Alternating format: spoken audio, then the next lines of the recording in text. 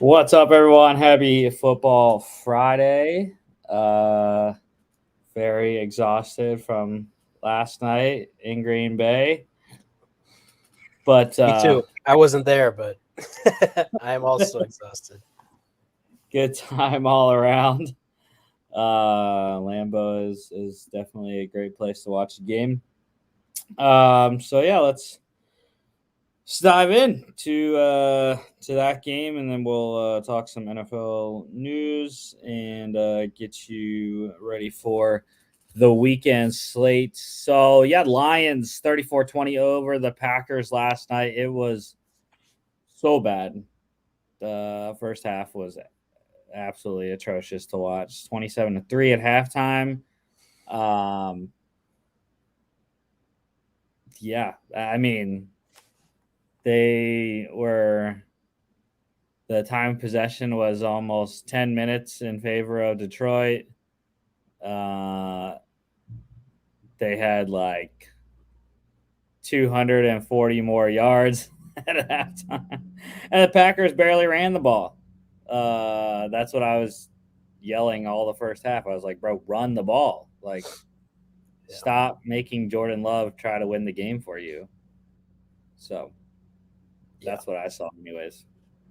The difficulty is that I think the Lions defensively did a really good job of exploiting an underrated weakness on the Packers, which is the interior offensive line. Even when they're healthy, you know, I think Josh Myers, he's not the best center in the world.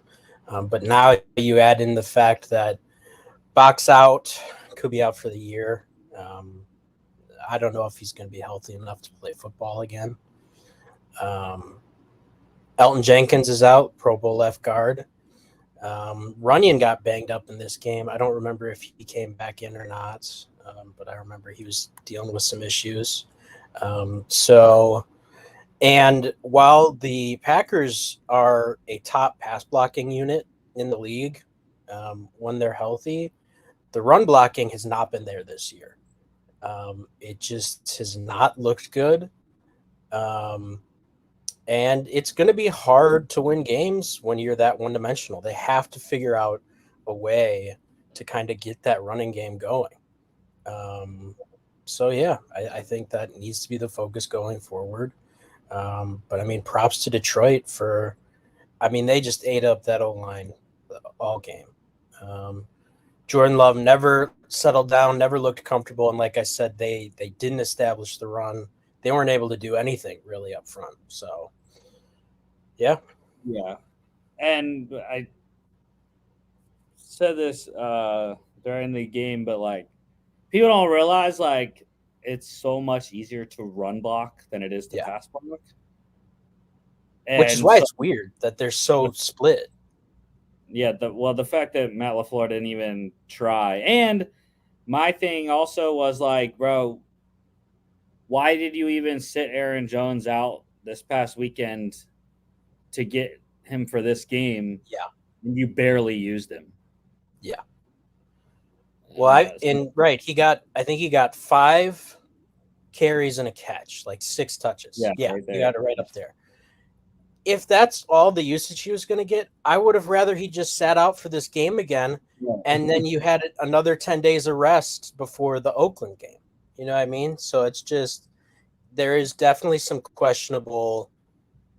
They got outcoached in this game as well. Huge props to Dan Campbell's defense and Ben Johnson, who's probably the best OC in the game right now.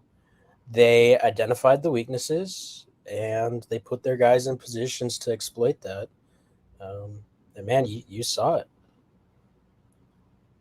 Yeah, so Jordan Love, 23 of 36, 63.9%, 246, one touchdown, two picks, one rushing score, as well as trying to lead the Packers back. And it looked like they were gonna have a chance until Quay Walker's penalty that I called.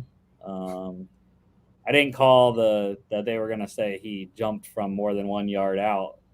Um, but his feet touched the lineman when he came down. So I was like, that's leaping all the way. Like, you can't, nothing can touch the O line if you're going to jump over. So yeah. Anyways, Jared Goff, 19 of 28, 67.9%, 210, one touchdown, one pick, 2 carries for 10 yards. The story of the game was Monty, though. David Montgomery was fantastic. 32 carries, 121 yards, 3 touchdowns, 2 receptions for 20 yards. Mentioned the lack of usage for Aaron Jones there. Romeo Doubs led the game in receiving. Good game for him. 9 catches, 95 yards on 13 targets. And defensively, I'm going to go Lions corner Jerry Jacobs, 5 tackles, all of them solos, 4 pass deflections, 2 picks. But you can pick your Detroit Lion, whichever one you want. Yeah.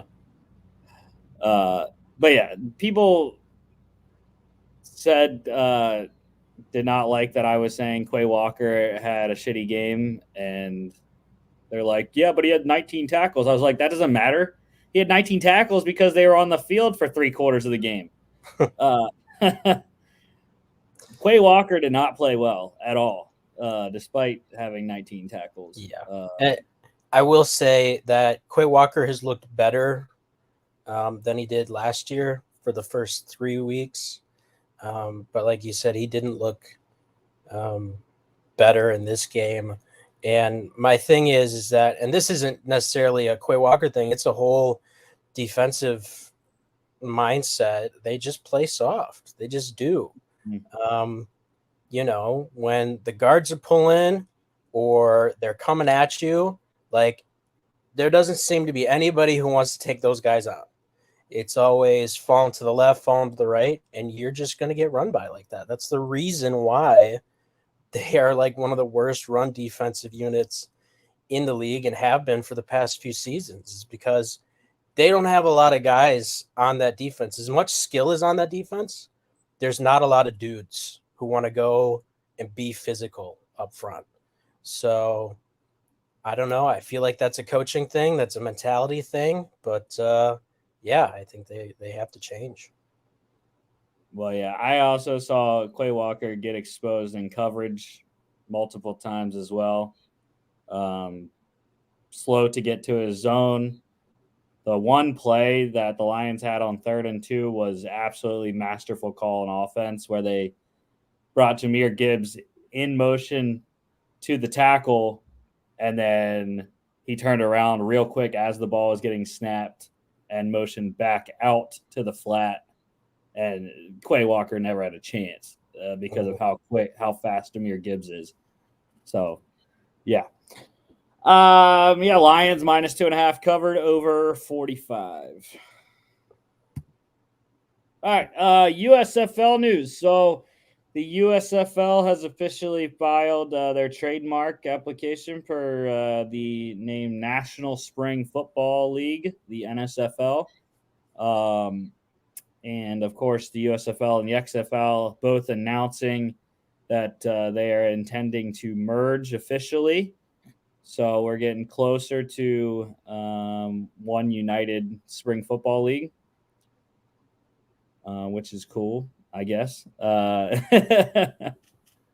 don't really have much thoughts on it. I mean, I was okay with having 2. I liked having 2 as well, because when you have 2, for one, you have competition, which is good antitrust wise, to bring the legal in there. But also, it provides more opportunities for people. If you have one league with, they said they weren't going to bring all 16 teams in once they unify the league. So that is player roster spots getting cut. And that's also on our end. It's jobs getting cut in the front office, whatever department you want to say, of the teams.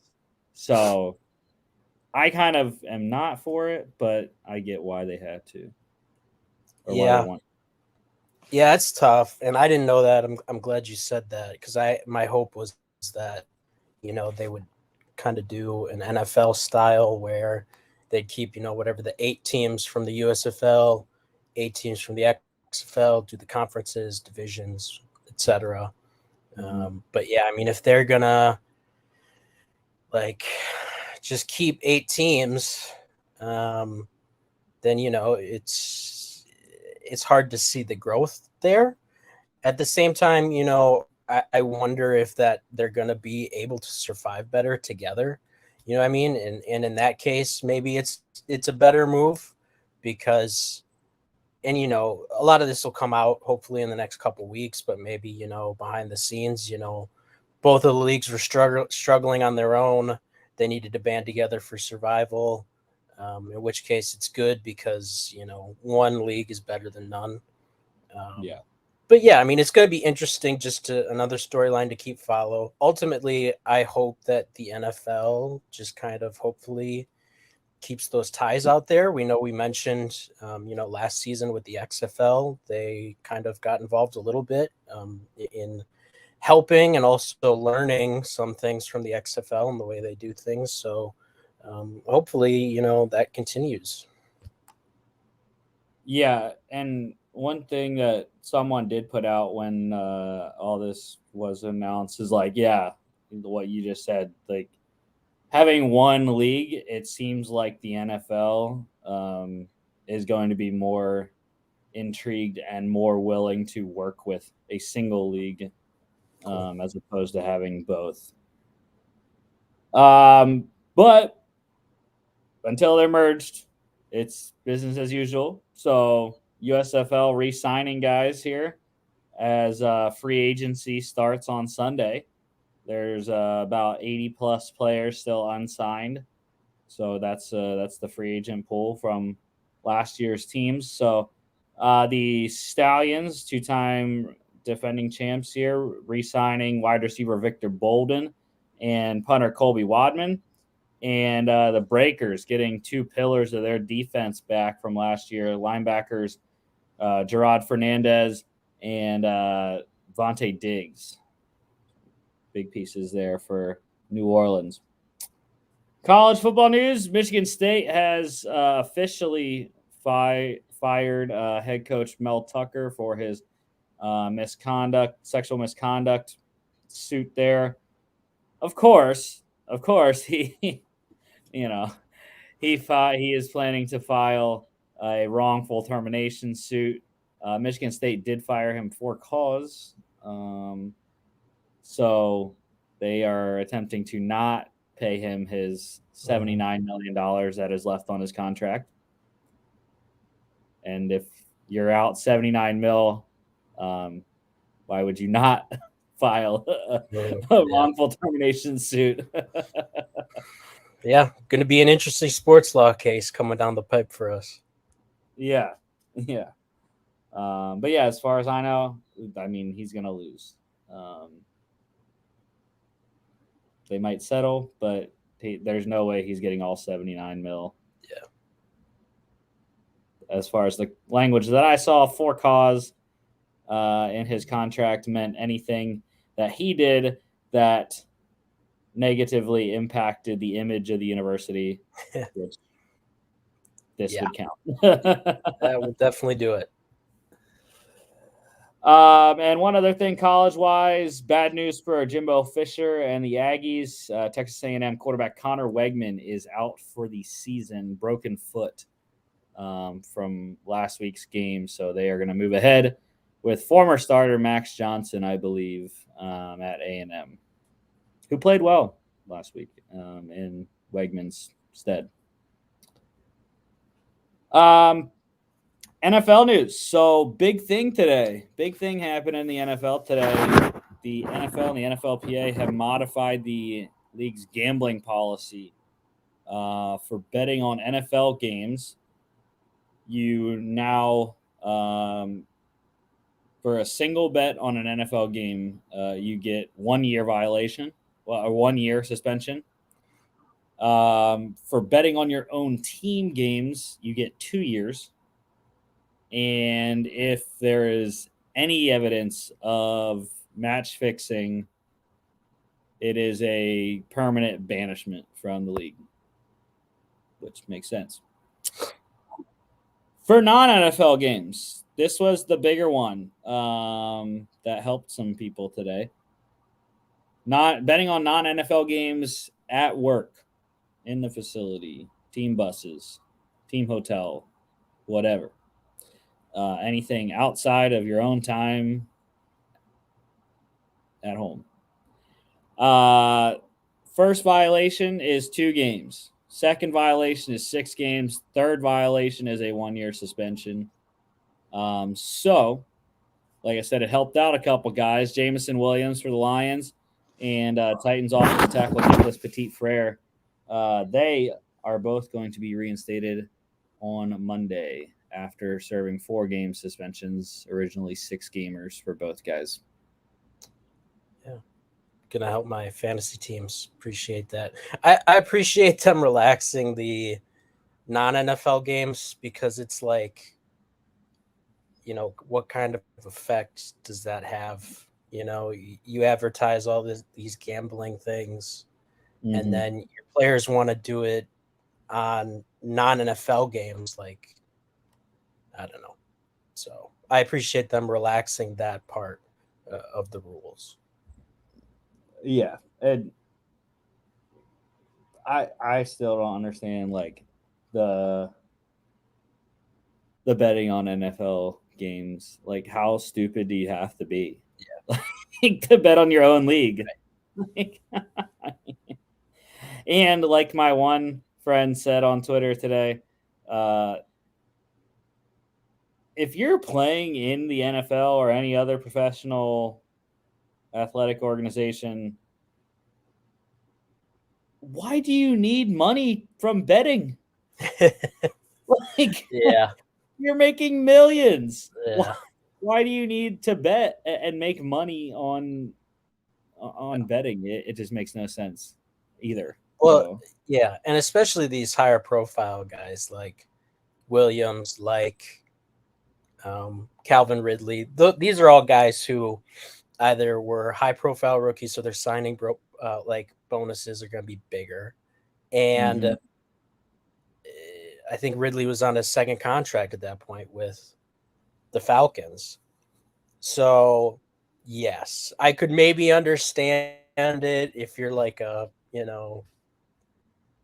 UDFA, you're making the vet minimum or something. But yes, to your point, still, like, you're probably decently well off.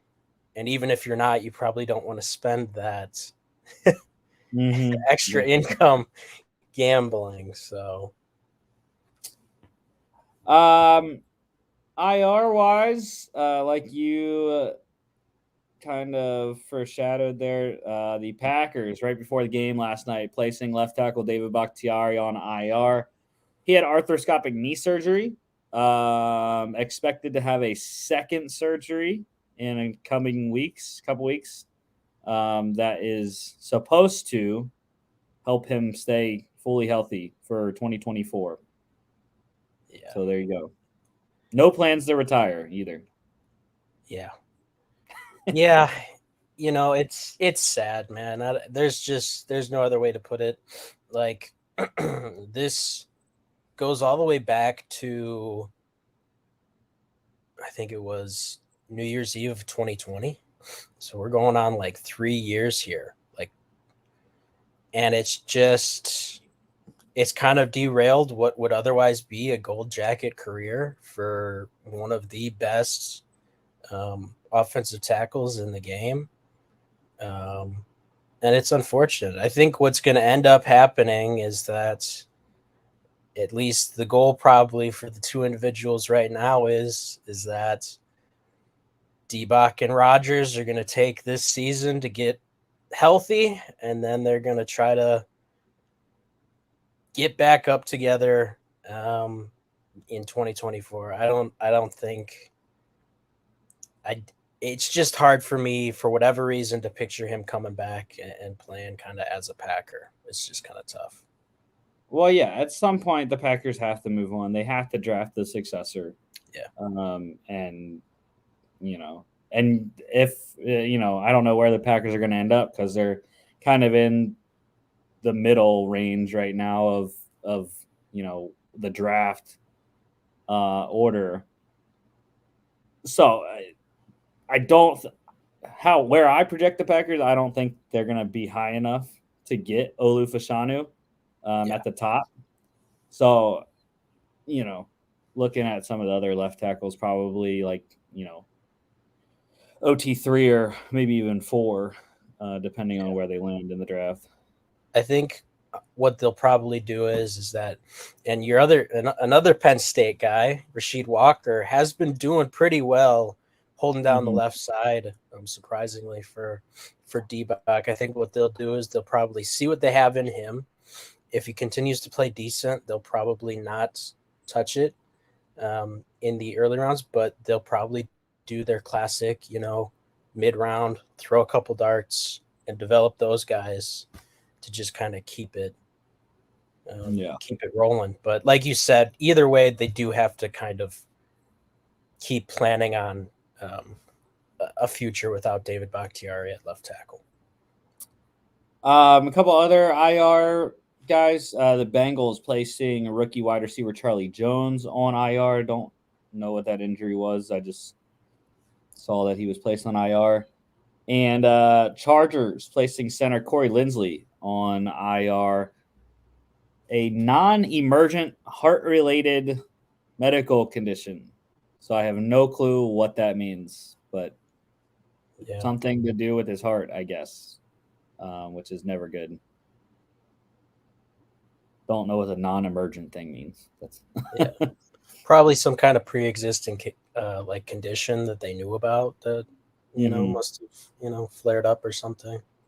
Yeah, so not good for my MVP pick, Herbs, out there in LA. Losing people left and right. Mike Williams, now Corey Linsley. Injury-wise, the Panthers safety Xavier Woods is out 4 to 6 weeks. The hamstring injury, just the hits keep coming for Carolina in the secondary. J.C. Horn, Dante Jackson has been dinged up. Xavier Woods out now for a bit, and it's tough for Carolina right now. Yeah, it's tough to start the season this way, especially when you don't own your own first round pick, So yeah, but I still have some cautious optimism about that group to get it together. So we'll see. Yeah, I think their front is still good. Brian Burns having a good season so far. So Packers last night, rookie tight end Luke Musgrave has a concussion. So luckily for him, he'll have a lot more time to get ready for the next game being on a Thursday. And Raiders quarterback Jimmy Garoppolo, he is still in concussion protocol, likely not going to play this week. Still don't know if it's going to be O'Connell or Hoyer at QB for Vegas. Ins and outs here. The Dolphins, good news for them in a big game with Buffalo this weekend. Wide receiver Jalen Waddle out of concussion protocol. He's going to play. So they'll have the Waddle, Tyreek, everyone back on offense this week for, like I said, big game. Panthers rookie quarterback Bryce Young dealing with the ankle injury. He is back this week, going to play against Minnesota in the battle of winless teams there. Colts rookie quarterback Anthony Richardson also expected to play out of concussion protocol, practice the last 2 days. Jags will be without linebacker Devin Lloyd in London. He did not travel with the team, officially out. Also out, Bills safety Jordan Poyer with a knee injury. So, bad for Buffalo, but this does mean Damar Hamlin will make his season debut this week. So that's a good story there. Are we still counting him? Are we still giving him the comeback player of the year? He missed the first 3 games. He's been inactive. I think the minute he made the roster, he kind of locked it up. So, all I'm still But going with it. the Poyer injury massive with Waddle back now. You can't just cheat to Tyreek's side because you'll just get killed by 17 on the other side. So Micah Hyde's going to have a lot to work out in the back end there for Buffalo this weekend. Browns quarterback Deshaun Watson dealing with a shoulder injury. He is questionable. Didn't throw again today in practice, so it almost made me change my pick, but we'll see in a bit. Panthers running back Miles Sanders with a groin injury. He is questionable. Ravens wide receivers Odell Beckham Jr., Rashad Bateman, corner Marlon Humphrey, and linebackers David Ojabo, Odafe Owe, both all out. Offensive tackle Ronnie Stanley is doubtful. And safety Kyle Hamilton, center Tyler Linderbaum, safety Marcus Williams, and running back Justice Hill, all questionable. Bad news for one of my fantasy teams, anyways. Chargers running back Austin Eckler and safety Derwin James are both doubtful. So it's going to take the bye week the Chargers get next week to get fully healthy, come back week 6. And then defensive end Joey Bosa is questionable. And then Texans offensive lineman Laramie Tunsil and Josh Jones both out.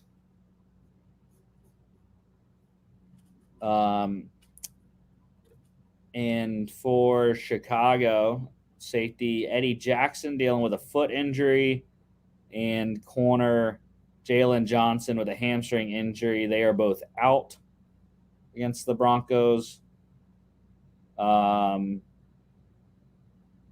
Nickel Kyler Gordon already on IR with a hand surgery. That was weirdly worded by Rappaport on there. I don't know what he was doing. But one extension that got announced today, the Rams paying at tight end Tyler Higbee, 3-year, $27 million extension, $30.5 million max value, $17 million guaranteed. It was an interesting contract. Tyler Higbee's good, but I don't think he's $9 million a season good. Yeah. To me, he's kind of just a guy, man. I don't know. It's kind of like when, the Bears gave Cole Kmet that contract. It's just like, he's fine. Like he's a NFL tight end. But like, I feel like you can find some higher upside guys, and develop them. I don't know, but it's not the end of the world. Keep some consistency on offense. Right. And I mean, it's not, at least it's not a terrible contract because it's not even close to the top of the market, Yeah. At $9 million per season, he's going to slot in 6, 7, 8, 9, 10, 11, 12. He's going to slot in as the 14th highest paid tight end in terms of average, which is kind of bad because he's still under Taysom Hill, who's getting $10 million per season. Per spot track, anyways, or over the cap. I mean, yeah, that's bad. But yeah, whatever. I do think Cole Kmet's better than Tyler Higbee, though. And some signings to the practice squads here. Well, the first one's not. The Bears signed corner Jawan Williams off of the Vikings practice squad. So we mentioned Eddie Jackson, Jalen Johnson, both out for them. We'll see if Williams gets any work this week or not for Chicago. Practice squad signings, some names here. The Steelers signed XFL San Antonio Brahmas punter Brad Wing to their practice squad. Hasn't punted in the NFL since 2017 with the Giants, though. So it's a peculiar signing for the Steelers. I don't like it. I like Presley Harvin. I think Presley Harvin has been doing a fine job. So, whatever. That's just me, though. Ravens signed Chargers linebacker Kyle Van Noy to their practice squad. Cowboys signing Saints center Billy Price to their practice squad. And Raiders signed Dolphins linebacker Malik Reed to their practice squad. So some names getting another opportunity in the league here. All right, college pick standings. You got us by a game last week. Took a game lead back on myself. Jimmy is still down there, 6 games back. And it is because you went 1-0 on your Lone Wolves. You got Kansas State right over UCF. I went 1-1 in mine. I got Utah right over UCLA. Lost Ole Miss against Alabama. Then Jimmy went 2-2 in his. Colorado lost to Oregon. BYU lost to Kansas. And then he got Washington State right over Oregon State and Ohio State over Notre Dame.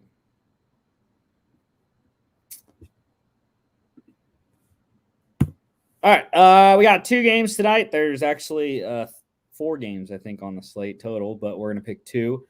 So Louisville at NC State. Cardinals getting 3.5 on the road. Jimmy's going with the lone wolf. He is going with the Wolf Pack. Nice. Yes, he is not a lone wolf, but he's going with the Wolf Pack. So, yeah, I can see why. I mean, I think this is going to be a close game, but I liked what I saw from Louisville the last time I saw him, which was that Georgia State game opening weekend. And I'm just not sold on Brennan Armstrong for NC State right now, even though their defense is good. Yeah. Yeah, the defense was almost enough to sway me on this one. But decided to trust in Vegas, go with the favorite. And like you said, yeah, I think Armstrong's just a little too turnover prone to kind of, I think it's going to be kind of a back and forth game. And if you do too many turnovers, you're probably not going to come out on top in a game like that. So he is a bona fide gunslinger, is Brennan Armstrong. In Jeff Brom, we trust. It's actually 4 now for Louisville. And let's go Jack Plummer. Total is 56. I like the under. 7 p.m. on ESPN. The big one. This is the first big Friday night game we've had in a while. Number 10 Utah at number 19 Oregon State. And yeah, I mean, y'all are letting me lone wolf Utah again, and why not? They won last week against UCLA. Cam Rising, I read up on it this time because I didn't know he was going to be out against UCLA. I did look at the news on him this time, though. It looks like he's not going to be out, or he's going to be out again, I mean. But I'm still going with Utah. Corvallis is a tough place to play at night. I feel like I say that about a lot of places, but it's true. The Beavers will get you, but I'm going with Utah. They have a stifling defense. This should be a low-scoring game, and I think the legs of Nate Johnson get it done, and they kind of force DJ Uiagalelei to throw a pick or two. Yeah, I this one was really close for me. I think about all the games that we kind of picked this week. This is the one that I kind of went back and forth on most. Eventually, I went with the tiebreaker that I usually do, which is the home field advantage, Corvallis. Like you mentioned, great atmosphere, especially at night. Friday night lights game. I think it's going to be fun. But also, I think that Beaver offense deserves some credit for how they played last week against a really good Wazoo team. Yeah. The total is 44.5, and I am going with the under. Low scoring game. I don't think it's going to be as low scoring as the UCLA Utah game, 21 points there, but I do think it goes under here. 9 p.m. FS1. On Saturday, first game here, number 6, Penn State, 26.5-point favorites on the road at Northwestern in Evanston. Yeah, I mean, Northwestern was super lucky to get a win against Minnesota last week. They're not going to face as paltry of an offense as Minnesota has, and they're going to face a better defense than Minnesota. So, unfortunately, Wildcats, it's going to be a tough game. And luckily, it's not going to be as tough for Drew Aller this time on the road because Northwestern's not even close to the defense that Illinois has. Yeah. Yep. Good get right game for for that offense. Yeah, I don't know. Not much else to say. I think the line says it all. Yeah, they should cover. Possibly it could even look at back-to-back shutout alert for Penn State here. Total is 46.5. I am rolling with the under. And 12 p.m. Big Ten Network. Number 8, USC, 21.5 on the road at Colorado. Forgot to put the USC logos on there. My bad for you and Jimmy. But, yeah, we're all rolling with the Trojans. Colorado's going to get their ass kicked for the second straight week against maybe the best offense in college football with the best quarterback. So, yeah. Again, not much to say, I don't think. Yeah, I think I might have mentioned this last week as well, but I think the next step in this Dion evolution is they got to get some big boys in there. Both sides of the ball, they got to kind of prioritize the trenches. Yeah, I fear that Caleb Williams is about to do some biblical things against that Colorado defense, and yeah, it's gonna be not gonna be pretty, just like last week, which I'm happy to watch.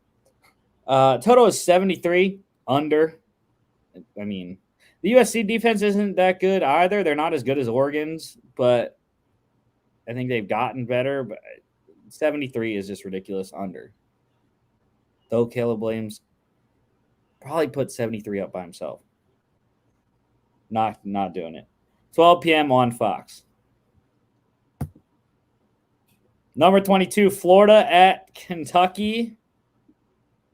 I was shocked that I didn't lone wolf this one when I saw Jimmy picking Kentucky.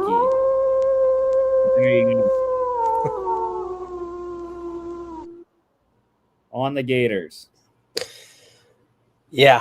I don't know. I just think that since the loss to Utah, Florida's just been playing some really good football. And I think that, it's another tough, it is going to be a tough road game, but I think they're going to be able to pull it out. Yeah, my thing is I've been against Florida all season, and they need to lose out in order to reach my season predicted record of 3-9. And this is the start of the 8-game losing streak. So Kentucky really like what they've been doing. I haven't actually gotten a chance to watch them yet, so I'm excited to watch this game. Devin Leary, fantastic player from NC State, has played well so far. And, of course, Kentucky, what do they do well is run the ball, and they play defense.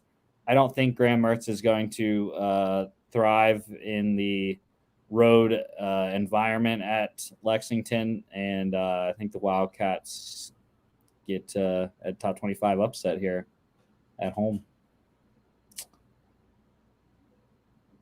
Total is 44.5. It's a close one. But I think I'm going to go with the under again. I picked unders in the first 5 games here. But I think both defenses are the strongest units in this game.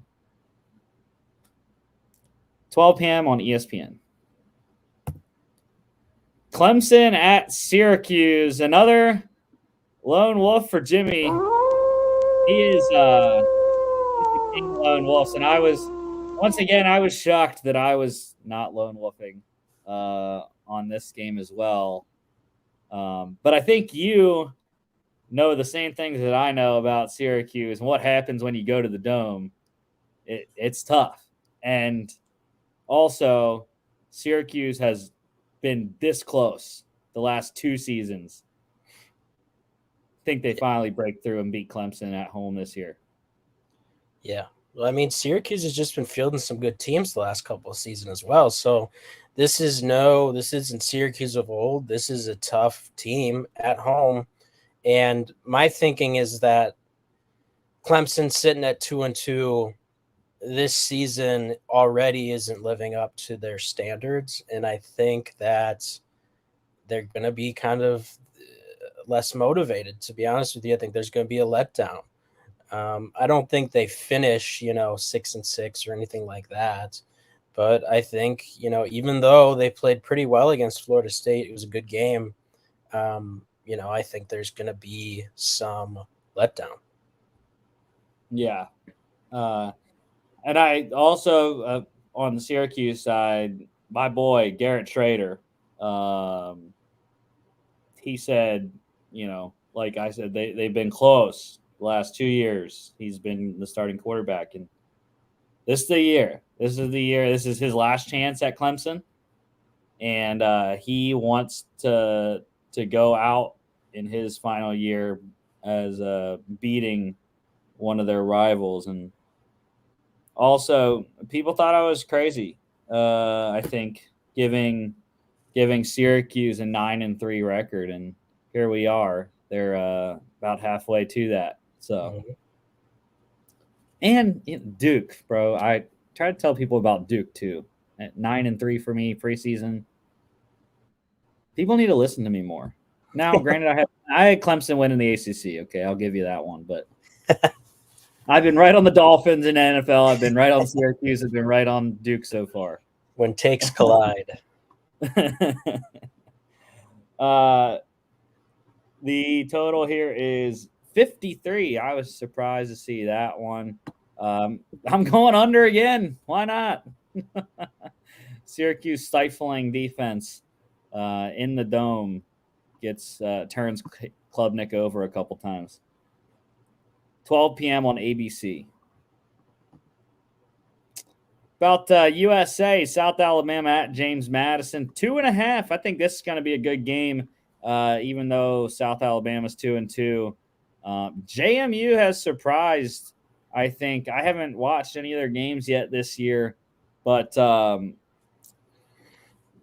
big win on the road against Virginia, or was it Virginia Tech? I can't remember which Virginia school it was. Virginia, I believe. Yeah.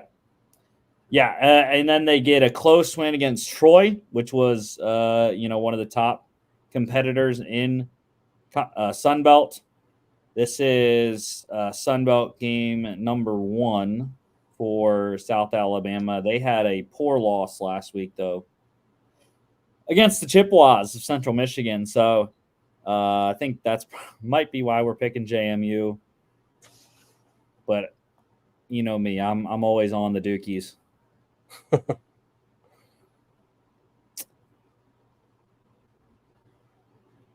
Yeah. Total is 49 here. Over, I guess. I don't really have a beat on that one. Yeah, me neither. 12 p.m. ESPNU.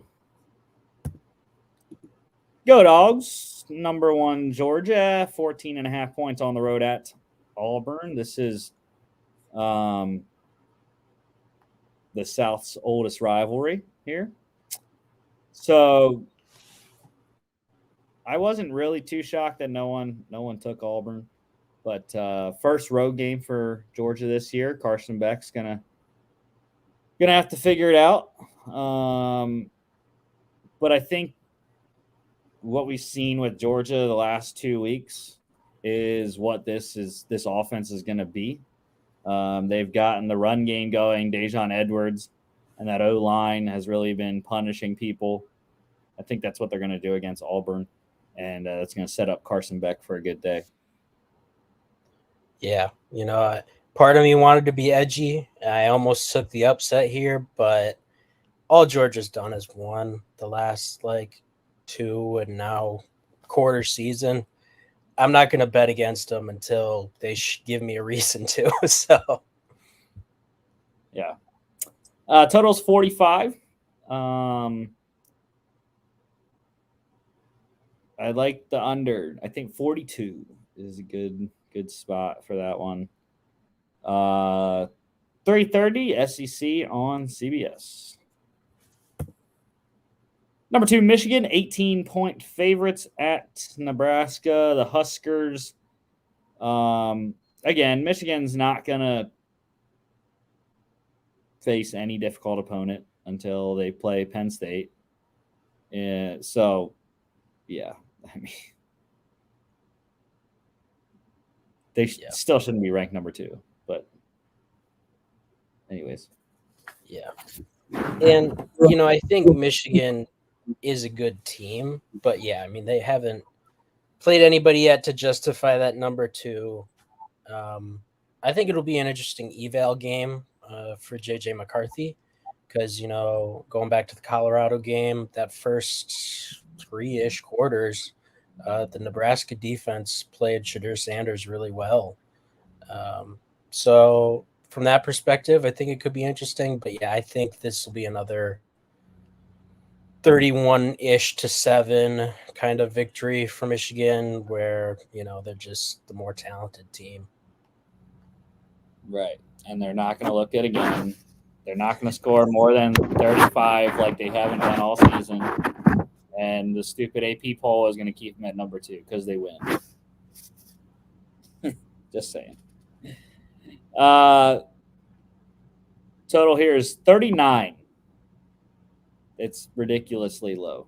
So I like the over because I think Jeff Sims and the Huskers are going to score at least 10. So, yeah. 3:30 on Fox. Big noon kickoff, even though it's not at noon. I think this is where they're at this week, though, for Fox. Couldn't tell you, though. All right. Ranked matchup. Number 24, Kansas at number 3, Texas. The Horns hook them at 16. And for one, I think this game is going to be a lot closer than people expect. Kansas will cover. I like Kansas plus 16 because of Jalen Daniels. He's the one thing that is going to keep the Jayhawks in this game. But I just think Quinn Ewers, and really not even Quinn Ewers, the Longhorns have been running the ball very efficiently with Jonathan Brooks. So I think they're going to overpower the Kansas defense, and that's how they're going to win this game. Yeah. Yep. I think I'm excited to watch this because, I like Kansas. And, if Texas doesn't get up for this game, this is upset city written all over it. But I think they do get up for this game. I think I had the Longhorns going 11-1 in the preseason. And I don't think that loss comes here. I think they continue to play well. Yeah, I know. I had them at 11-1. So yeah. Total here is 61.5, and I'm rolling with the under. Just doesn't feel like an offensive explosion game. 3:30 on ABC. Big Ten action. Indiana at Maryland. The Terps at 14.5 at home. Give me some Talia Tagovailoa. I think Maryland wins big in this game. Last time I watched Indiana, they were stifling Ohio State week 1. They're not really that kind of team, though. I think Talia is going to take advantage and sling the ball around here. Yeah. Yeah, honestly, I didn't know too much about these two teams. I know Indiana played Ohio State pretty well, so I was close to doing that. But, Maryland's undefeated and they're getting that much love from Vegas. So going with the Terps. Total's 50. I like the over. Like I said, I'm believing in Talia here to score a lot of points. 3:30 on Fox. Number 23, Mizzou, 13.5 on the road at Vanderbilt. Yeah, Vanderbilt is not good. And I've really been impressed by Brady Cook and the offense for Missouri. Luther Burden is just a superstar in the making. So, yeah, they're going to go up and down on Vandy, I think. Yeah. Same for your same sentiments echoed. I'm never going to bet on Vanderbilt in the SEC. It's not going to happen. Total's 54.5. I like the over in that game. 4 p.m. SEC Network. Another ranked matchup here. Number 13 LSU at number 20 Ole Miss, and Jimmy's doing what I did last week.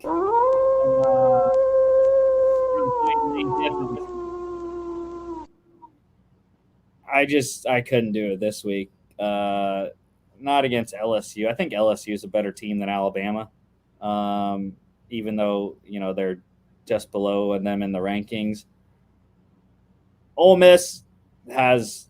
I watched that whole Bama game last week. They have a lot of struggles offensively. The play calling gets a little awry sometimes from Lane, and also they have big deficiencies defensively, stopping the run.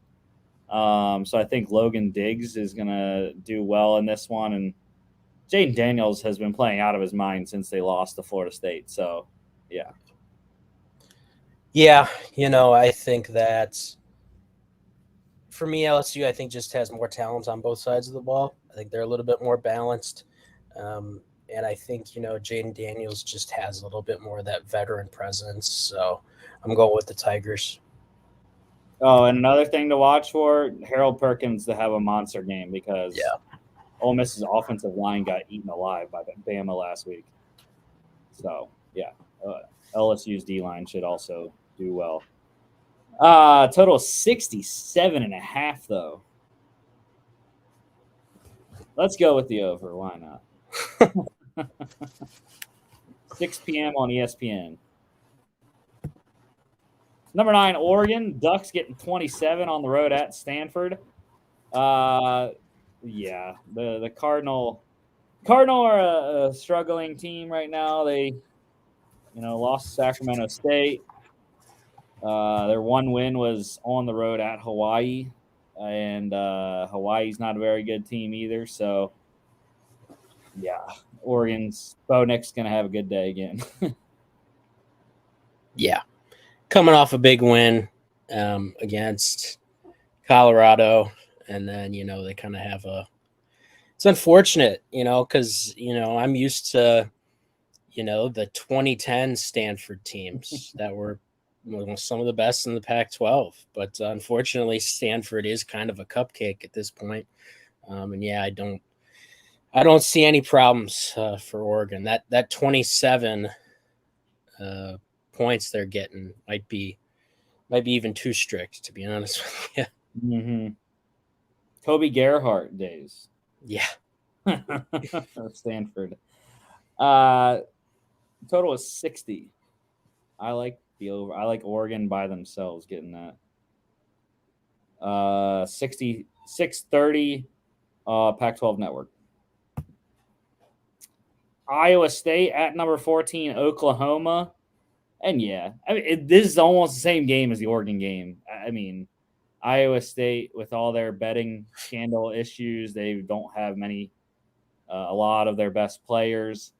Oklahoma the biggest issue that I have with 20 points right here is that Oklahoma, despite being 4-0, despite being top 15, like they have not played well the last 2 weeks. They beat SMU by 17. They beat Cincinnati by 14 last week. It has not been great offensively for Dylan Gabriel. I'm hoping he can correct it here in a home night game. Yeah, I think this is exactly that. I think it's a get-right game. Like you said, I think Iowa State is kind of their team on the ropes, and I think, Oklahoma's poised to kind of get things a little bit back on track as they get ready to face the rest of this Big 12 schedule. Total is 48.5. Let's go over. Why not? 7 p.m. on FS1. Troy at Georgia State. And another lone wolf here. On the road at Georgia State. What's that? Going with the Trojans on the road at Georgia State. You should be flattered by this. I know you had a lot of praise for Troy in the preseason. And when I saw this line was that close, I was like, look, we're going for the underdog on the road. So, yeah, go Trojans. Yeah, I did have Troy finishing 9-3 and losing in the Sun Belt Championship game. But going with Georgia State, they've actually probably been one of the teams I've watched a lot of tape on, which is weird, but they have been featured on a couple of the games the last 2 weeks on the Friday night games and Thursday night games. So Georgia State, I think, is looking freaking fantastic. They skidded by week 1 against Rhode Island, but Rhode Island, as I have told you, has a great quarterback, Kasim Hill. Darren Granger has really stepped it up, though, the last couple weeks, and they have a beast at running back. Marcus Carroll, I watched film on him after I watched him shred Coastal Carolina last week. This man is unstoppable. I mean, he's got acceleration, hits the hole with leverage, has some soft hands in the pass game, can break tackles. He's got a good base on him. I think he's 5'10", 210. So good size as well. And, he's a force. That's the guy you got to watch in this game. But I think it's going to be a good one, though. Gunnar Watson versus Darren Granger there. The quarterback matchup is pretty solid. But, yeah, Troy definitely needs this game if they want to stay in the Sun Belt West race. Or I think Georgia State's in the East. But regardless, Sun Belt game. Got to win it to stick in your division for Troy anyways. The total here is 50.5. And I kind of like the over.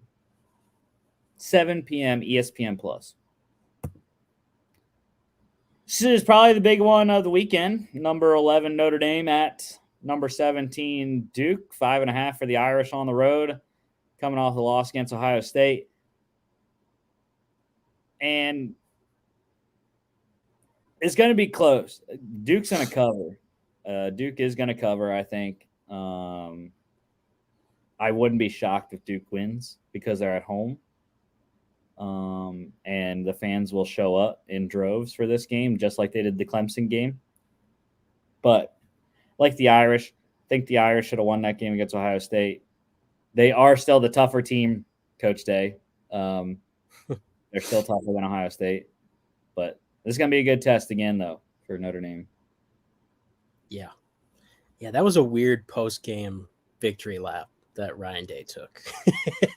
Getting offended at kind of Lou Holtz. He's freaking 90 years old. Like, who cares? Yeah, I know. Yeah, right. Anyways, but in regards to this game, I'm really excited for this one, man, especially the QB matchup. I know Riley Leonard's getting a lot of kind of, draft hype. We're not sure. Kind of, you ask any draft Nick kind of what they think about him, you'll get something in the range of early day 3 to first round. I think this game is going to be big for his resume, how he does. But going with Notre Dame, I think they're just kind of the more well-balanced team. But I agree with you. I think it's going to be closer than people think. I think Duke's going to have a little bit of home field advantage. They're undefeated. They're ranked. Going to have some hype here for the home crowd. Total, and this one's 52.5. I like the under. I've been surprised by Duke's defense this year. So under 7:30 ABC. I think that's the Fowler Herbstreit game this week. South Carolina at number 21, Tennessee. Vols getting 11.5 at home. And finally, I get in on the action here. Good one. This is a good one to Lone Wolf. They beat them last year. Granted, that was with Hendon Hooker going down in this game. But I don't trust Joe Milton. And from what I saw from South Carolina when they played Georgia in Athens, I think this is a good test to go into Knoxville and win. Shane Beamer is going to get the Gamecocks up for this one, just like he did last year. They've had some tough games. Their 2 losses coming against pretty good teams, Georgia and North Carolina. So I think Spencer Rattler is going to ball out. And I think the Vols defense isn't that great, especially on the back end. Aaron Beasley's a beast up front, but I don't really trust the back end of the Tennessee secondary. So yeah, Gamecocks, let's go. Yeah, this was one you can kind of sway me on, especially coming off of a good performance last week from Ritter or Rattler. But I went with the home field as kind of my tiebreaker, Rocky Top. But I think it should be an interesting game. I think 11.5 for Tennessee is pretty generous, especially like you said. I'm not sold on Joe Milton, which is unfortunate because he's another guy who kind of has a ton of physical tools, but just not consistent enough.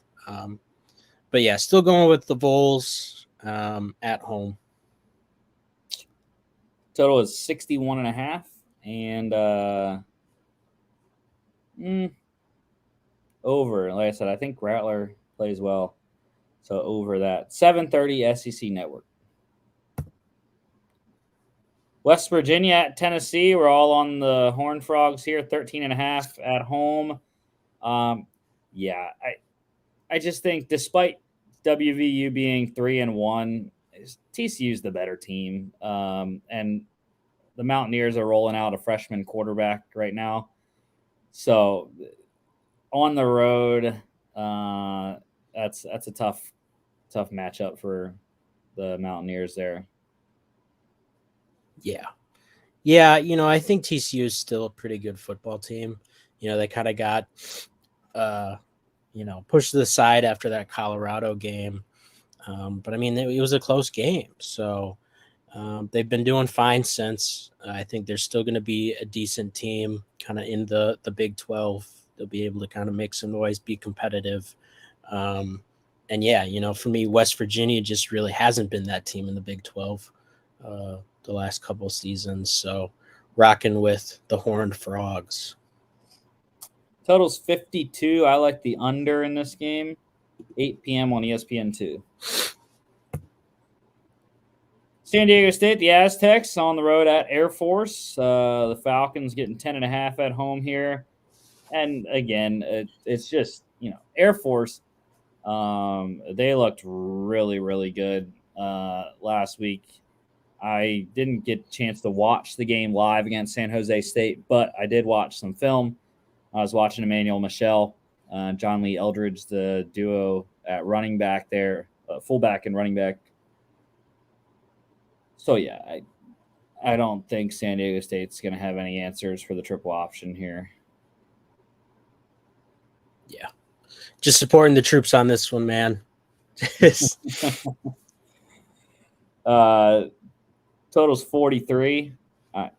I kind of rolling with the under. I know Air Force scored a lot of points against San Jose State. I don't know if they're going to get the turnovers, though, because San Diego State doesn't throw it as much as San Jose State does. 8 p.m. CBS Sportsnet. Number 12, Alabama, 14.5 on the road at Mississippi State. I'm not going against the Tide this week. The other Mississippi team here, I just think they finally kind of found their rhythm offensively, and especially in the second half of that Ole Miss game. And Saban knows what they got to do now. It's run the ball, give Jace McClellan and Roydell Williams the ball, and they'll probably win with that offensive line that they have. So I think that's what they're going to do. They're going to control the game, keep Will Rogers off the field on the other side. Yeah, that's the big thing. Is just I think Alabama is going to be able to dictate the terms of this game as long as Saban sticks to the kind of what you just mentioned, and I think he will.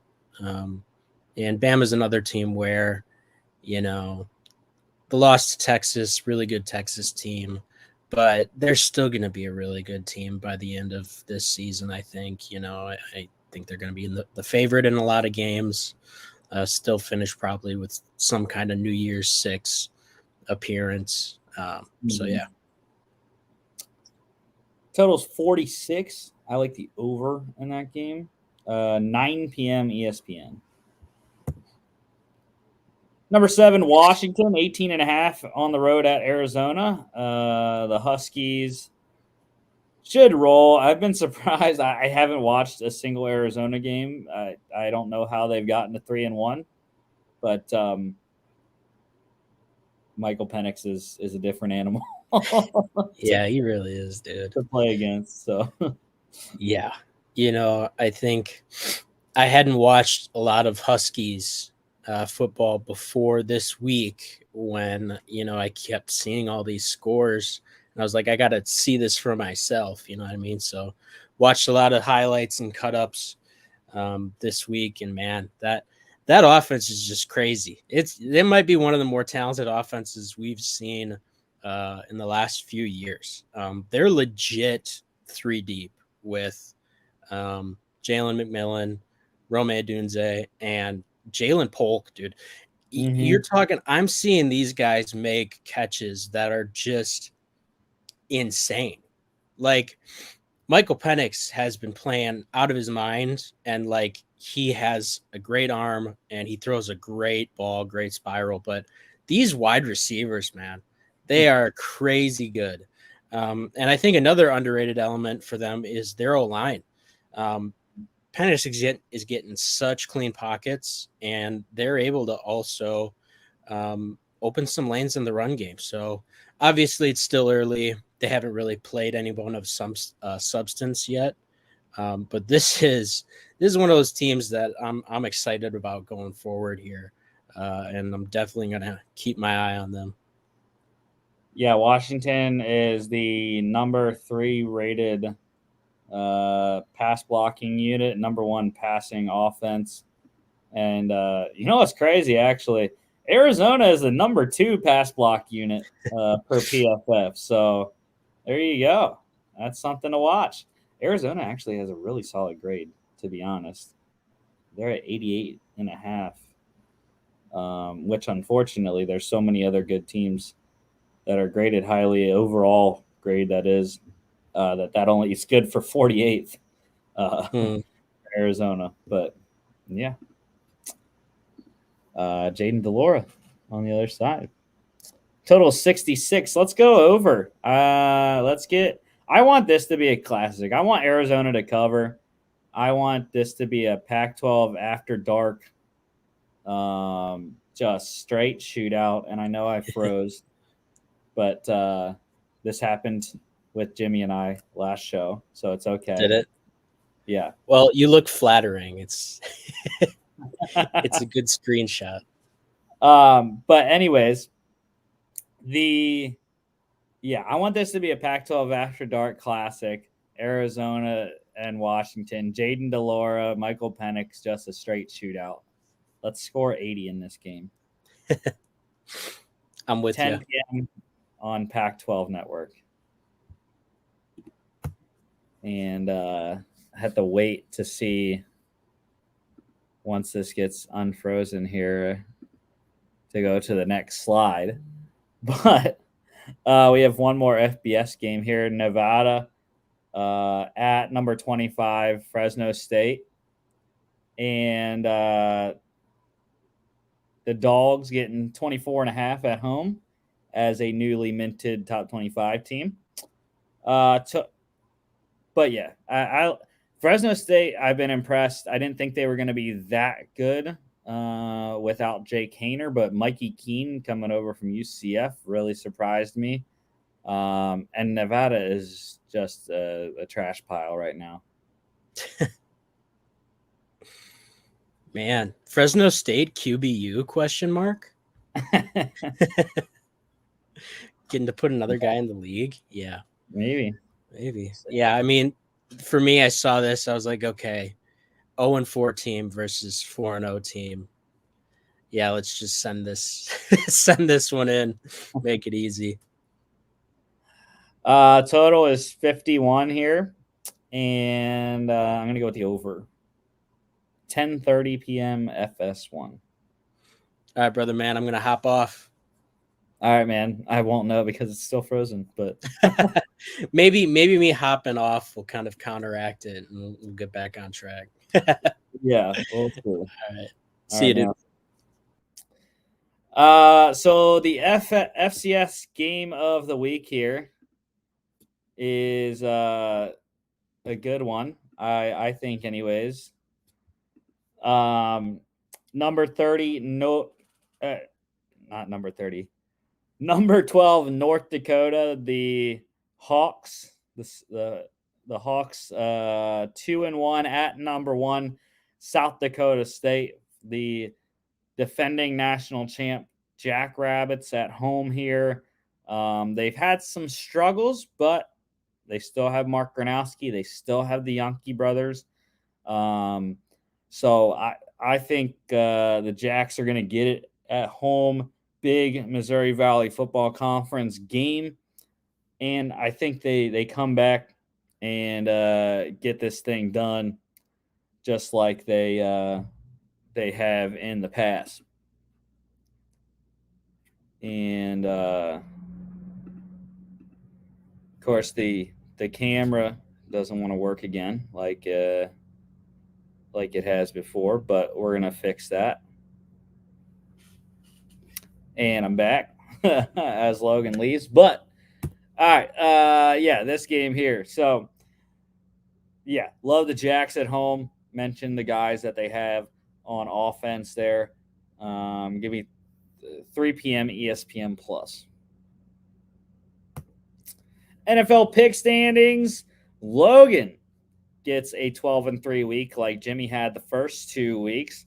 Lone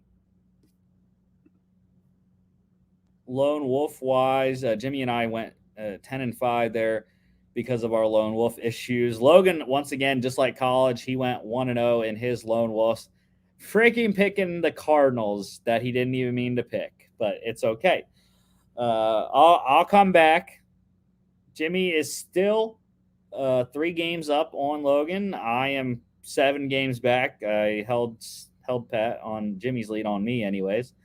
But I went 1-2 in my Lone Wolves, lost the Commanders against the Bills, did get the Packers over the Saints, and then I lost the Rams over the Bengals.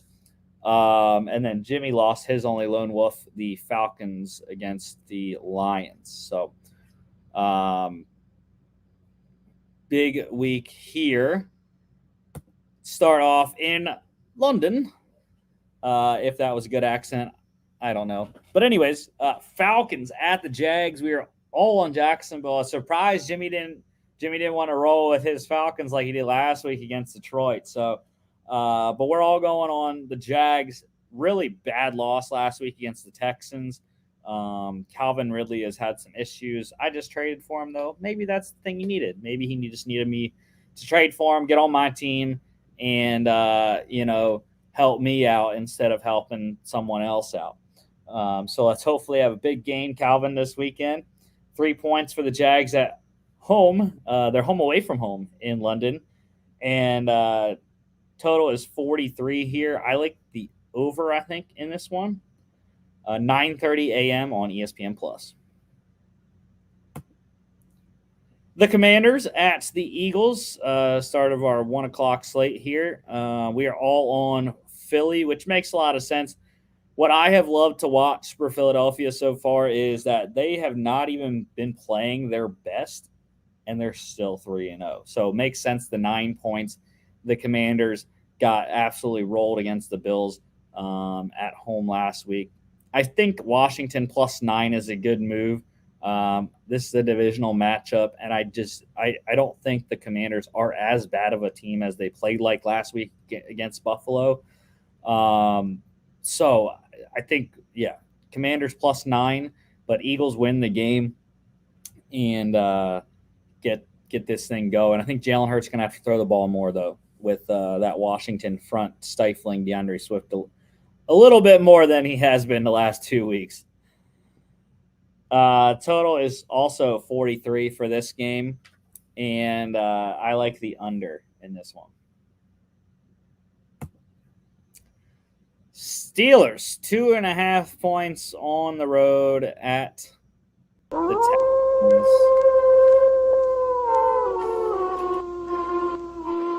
And, I couldn't believe my eyes when Jimmy and Logan sent me their picks and said, oh, yeah, we're both going with the Texans.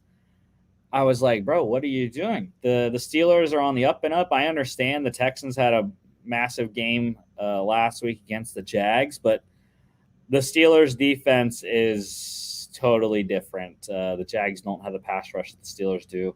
And I just think that's going to be the biggest difference in this game. No Laramie Tunsil again for this one. No Josh Jones either inside, as he's been their starting left guard. So that whole left side of the line for CJ Stroud is out this game. I just think the pass rush is going to get to him. The offensive line is not going to be able to hold up against that Steeler D. And offensively, the Steelers are going to continue to improve. They're going to keep running the ball, back to what they did last week on Sunday night against Vegas. And Najee Harris, Jalen Warren get it done on the ground. Kenny Pickett throws maybe a bomb or two like he did last week. And Steelers take this one on the road, get to 3-1. Total is 42.5. I like the under. Battle of winless teams here. Vikings at the Panthers. Vikes getting 4.5 on the road.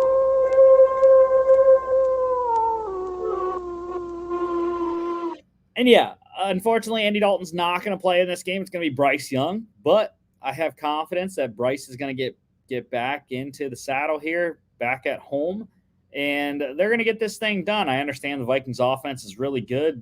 Panthers defense is having secondary issues, but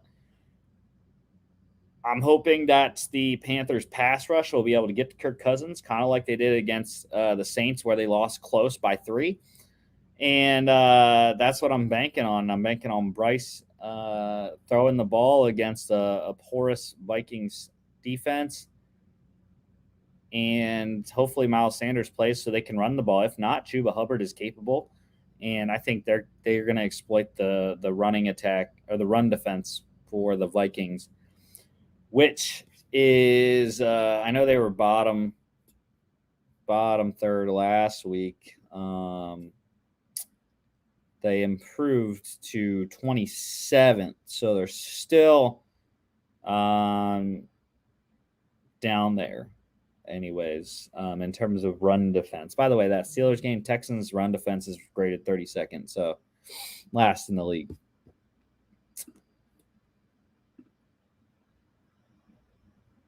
The total here is 46.5.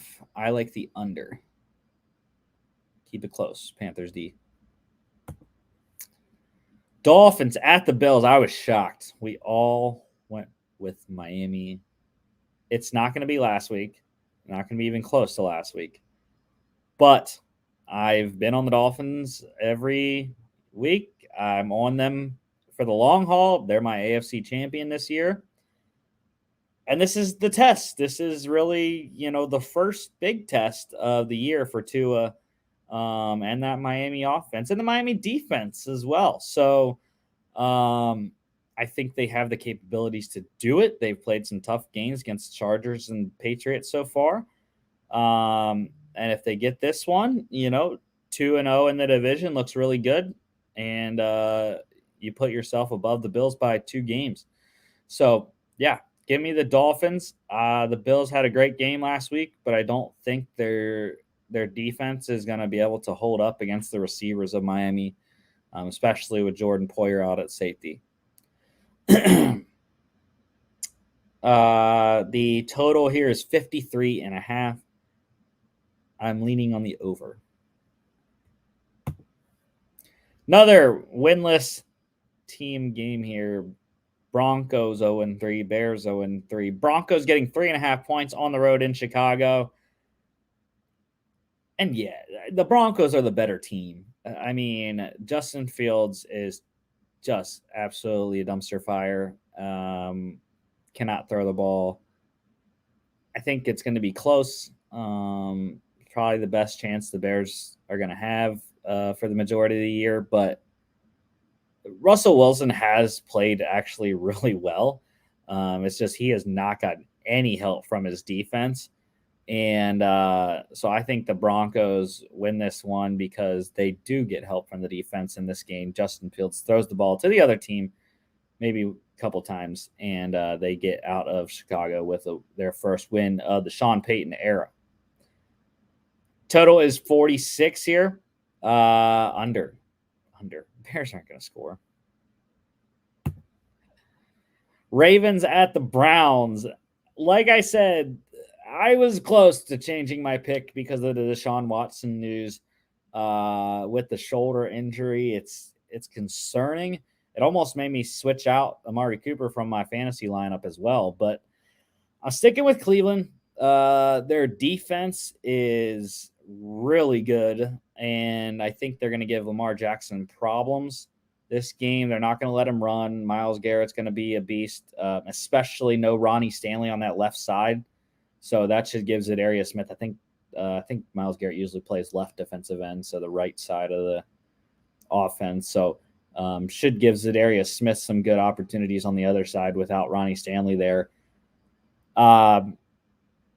But again, I'm just going against Lamar pretty much, just like I go against Fields every week. So, yeah, give me Cleveland.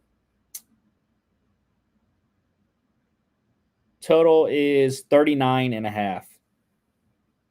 And I'm rolling with the under. Under 39.5. Rams at the Colts. Another surprising one in my mind. I wasn't sure. No one wanted to take Indianapolis after the massive win in Baltimore last week. But I get it. It's a pick'em game, so it's always tough toss up. But the Rams, they played really well in Cincinnati. They've got some offensive line injuries right now, which is hampering them. But the Young Bucks are still playing well around Matthew Stafford, Puka Nacua, and Kyron Williams. And they got Tyler Higbee signed to a new deal now. And Tutu Atwell is bolstering my fantasy team. So, yeah, give me the Rams in a close one. Maybe it takes, a game-winning field goal from LA to get this one done in Indy.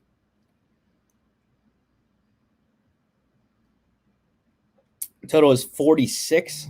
I kind of lean the over. I kind of like that one.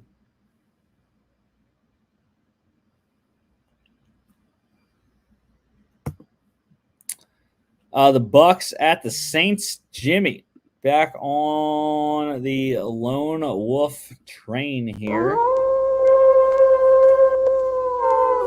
Picking Tampa Bay over the Saints. And look, I understand Derek Carr's not going to play. That should theoretically give Baker Mayfield the upper hand, considering he's the starter. But this is Jameis Winston revenge game. He's going to be motivated. They're playing in the Superdome. And I just think Jameis gets it done. The Bucs defense, not as good as we thought they were, especially when the Eagles ran all over them last week and passed all over them. I think Michael Thomas and Chris Olave are going to have good days. Alvin Kamara is back, so hopefully he gets a lot of work for my fantasy team-wise anyways. And I think the Saints get it done at home in a close game, though. And the Saints defense, stifling. Total is 39.5. It's a tough one, but I'm going to go under. Last 1 o'clock game here, Bengals at the Titans. Yeah, we're all going Cincinnati. I think you can't pick Tennessee. I mean, they're such a bad team. They can't run the ball with Derrick Henry right now. Ryan Tannehill has thrown interceptions, and DeAndre Hopkins has not been good. So, yeah, the Bengals got a win last week against LA on Monday night, and I think that's going to bolster them into this game. Joe Burrow is going to be just a little bit more healthier every game, so give me Cincinnati against a really bad Titans team. Total is 41. I like the over in that game. 4:05 game here. The Raiders at the Chargers. We are all on LA. And it makes a lot of sense. No clue whether they're going to go. The Raiders are going to go with Brian Hoyer or Aiden O'Connell. Regardless, I don't think it's going to matter. I think the Chargers are by far the better team. They do have to deal with Max Crosby on the defensive line, but Justin Herbert is second in passing yards or third in passing yards this year so far. He's been slinging it, 6 touchdowns, 0 interceptions. I don't think the Raiders secondary is going to give the receivers much of an issue with Keenan Allen and Josh Palmer slotting into that wide receiver 2 role now. Quentin Johnston getting more playing time, the first round pick this year. So, yeah, give me LA and give me them covering as well. Total is 48.5. I'm going to lean under. I don't have a lot of confidence in that Raiders offense without Garoppolo and if they can't run the ball, which it's a good game to run the ball with Josh Jacobs. Chargers are one of the worst run defenses in the league. So it would be a good time to have Josh Jacobs. 4:25 slate here. Patriots at the Cowboys. No one wanted to roll with Billy B after the Cowboys lost in Arizona last week. But yeah, I think the Cowboys get back on the train here, and the Patriots, I believe, have some offensive line issues. Micah Parsons should eat, and while the Patriots, I do like Patriots plus 6.5. I think it's going to be a close game. I just think they're going to fall short again. That's kind of what they've been this year. They've been close, but just not enough. Total's 43.5. I like the under. Both good defenses here. The other 4:25 game here, Cardinals at the Niners. Big win last week for Arizona, and it's going to be a big loss this week against the Niners, though. In San Francisco, they might not cover. 14's a lot in the NFL, but San Francisco's pretty unstoppable right now with Christian McCaffrey, Deebo Samuel, whoever else. George Kittle got on the board last week with a big fantasy day, so hopefully he can continue that production. And, yeah, Niners got this one in the bag. Total's 44. I like the over in that game. 30-14. 30-17. I don't know, whatever. Sunday Night Football, Chiefs at the Jets. We are all on the Chiefs, of course. The Jets have been a paltry offense with Zach Wilson at the helm so far. in his 2 starts this year, both losses. So yeah, it's just Chiefs are rolling. Beat the Bears by 31 last week. So yeah, and Patrick Mahomes in the only stadium that he's never played at. Total for Sunday night though, 41.5. I am leaning under and 820 on NBC. Monday Night Football here. The Seahawks at the Giants. Yeah, Seattle should win this game. It moved from a pick'em game to 1.5 for Seattle. I just don't think the Giants have enough on defense to stop Seattle's passing game with DK Metcalf, Tyler Lockett. And I think they should, though, contain Kenneth Walker a little bit with the Giants' D line. See, actually, maybe not. Giants are ranked 28th, graded 28th in run defense. So, yeah, maybe not. As I'm looking at the grading system here for PFF. But, yeah, I think regardless, Seattle should be able to throw the ball. The Giants are graded 29th in coverage. So, love that for Seattle's offensively. And defensively, I just don't think the Giants have enough, especially if Saquon is out again. Not sure if he's going to play, but he's questionable right now. So we'll see. That would give the Giants a big boost if he did play. Still don't think it's going to make big enough difference in this one. Total's 47. I like the over. 8:15 ABC and ESPN. Best bets of the week. I went 2-1 for the first time this week, last week, and or this year for the first time this year, last week. I got the Chargers right +1 at the Vikings. They won outright. The Steelers +2.5 at the Raiders. Right, they won outright. And of course, my Commanders +6.5 against the Bills did not cover at all. So. Here we are this week. I like these ones. Bengals -2.5 at the Titans. I think that's a surefire lock. Love that line there. And I think they can easily win that one in Tennessee. Patriots, I mentioned this just a minute ago, +6.5 at the Cowboys. I think that's going to be a close game. Patriots defense keeps it close. Mac Jones plays pretty well, just not enough. Like I said, they've been close most of the year. And then Seattle, pick them at the Giants. I know it's 1.5 now, but I get the pick them line. I set the lines. You know, I get to set what the eventual best bets are. So pick them at the Giants. If you got that line earlier, hopefully 1.5 I feel okay with anyways.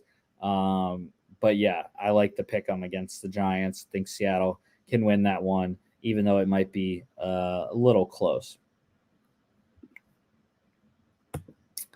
Lock standings here. Jimmy and I getting wins. I got my first win in the lock standings last week. Logan getting his second loss. So Jimmy and I both went with the Dolphins, I believe. Against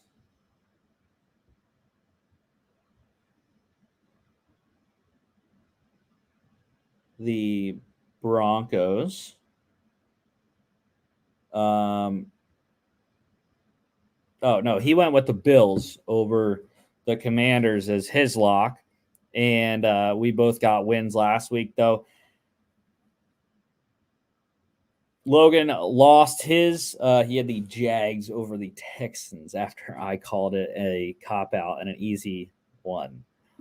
So Jimmy and I are on the same page this week. We are both going with the Chargers.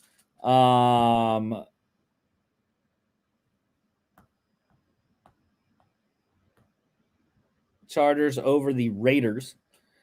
And yeah, really like that. Even without Eckler, I think Justin Herbert's going to sling it around against the porous Raiders secondary, and hopefully they can run the ball a little bit with that Chargers O-line.